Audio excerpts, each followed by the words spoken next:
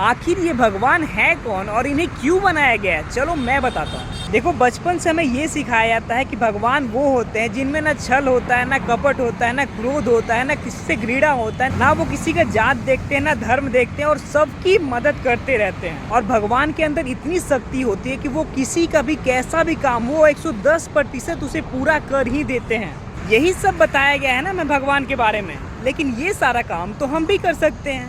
तो फिर भगवान को क्यों बनाया गया है? तो भगवान को इसलिए बनाया गया है क्योंकि हम इंसान हैं और हमें खुद से ज़्यादा दूसरों पर भरोसा होता है। फॉर एग्जाम्पल, जब कोई किसी प्रॉब्लम में फंसा हुआ होता है और वो डर रहा होता है तो उस समय हम लोग क्या बोलते हैं उसे कि डरो मत, भगवान पर भरोसा रखो, सब ठीक हो जाएगा। ये सुनते ही उसका दिमाग थोड़ा हल्का होता है, उसको लगता है कि उसका रिस्पॉन्सिबिलिटी अब बिल्कुल खत्म हो चुका है, उसे रिलैक्स्ड फील होता है और उसे लगता है कि उसका सारा काम अब बिल्कुल ठीक हो जाएगा। जब वो शांत हो जाता है, थोड़ा रिलैक्स्ड हो जाता है, उसके बाद फिर सेम प्रॉब्लम को वो सॉल्व करना शुरू करता है और इस बार वो इस प्रॉब्लम को सॉल्व भी कर लेता है। पता है क्यों?